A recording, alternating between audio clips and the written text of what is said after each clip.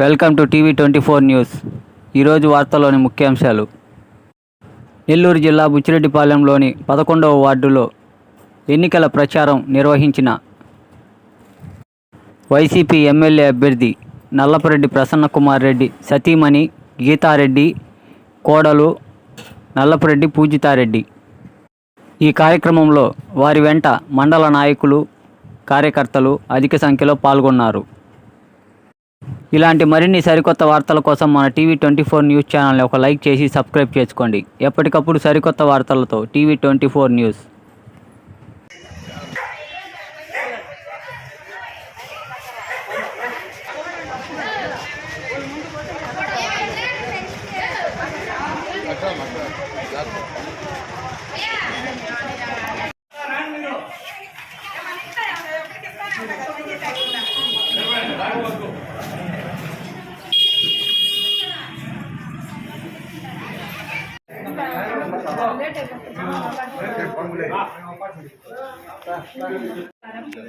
ఇవాళ ఎన్నికల ప్రచారంలో భాగంగా బుచ్చిరెడ్డిపాలెం 11వ వార్డుకి వచ్చి ఇంటింటికి వెళ్ళి ఎమ్మెల్యేగా పోటీ చేస్తున్న ప్రసన్నకుమార్ రెడ్డి గారిని, అలాగే ఎంపీగా పోటీ చేస్తున్న విజయసాయిరెడ్డి గారిని గెలిపించమని కోరడం జరిగింది.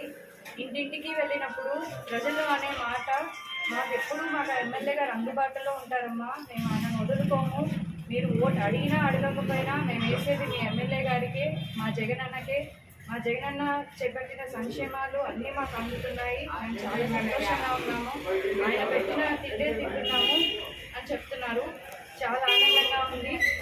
పోయినసారి కంటే ఈసారి ఇంకా మంచి మెజారిటీతో గెలిపిస్తాము అని చెప్పి మాకు ధైర్యం చెప్పి పంపిస్తున్నారు. చాలా ఆనందంగా ఉంది. ఈరోజు జనరల్ ఎలక్షన్ ప్రచారంలో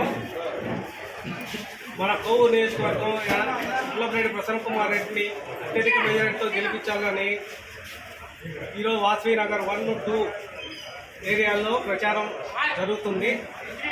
అదేవిధంగా పార్లమెంట్ నియోజకవర్గం అయిన మన వేణుగోపాల విజయసాయిరెడ్డి గారిని అత్యధిక మెజారిటీతో గెలిపించాలని చెప్పని, ప్రసన్నకుమార్ రెడ్డి గారిని కూడా అదేవిధంగా అత్యధిక మెజారిటీతో గెలిపించాలని ఈరోజు ఎంతోమంది ఈ ప్రచార కార్యక్రమంలో పాల్గొని విజయవంతం చేశారు. అందరికీ చెప్పేది ఏమనగా అత్యధిక మెజారిటీతో మన ప్రసన్నకుమార్ రెడ్డిని గెలిపించాలని, అదేవిధంగా ఎంపీ గారిని విజయసాయిరెడ్డి గారిని కూడా గెలిపించాలని చెప్పని ఈరోజు ప్రసన్నకుమార్ రెడ్డి గారి సతీమణైన గీతక్క గారు మరియు రజిత్ కుమార్ రెడ్డి మిస్సెస్ అయిన పూజమ్మ గారు, మన మోన సుప్రజ గారు, మున్సిపల్ చైర్మన్ మోన సుప్రజ గారు, తర్వాత కౌన్సిలర్లు, మన మండల అధ్యక్షుడు గంగుటూరు మల్లికార్జున రెడ్డి గారు, అందరూ ఈ కార్యక్రమానికి హాజరయ్యి అందరూ జయప్రదం చేశారు. ఈ అవకాశం ఇచ్చినందుకు ధన్యవాదాలు తెలుపుకుంటున్నాను.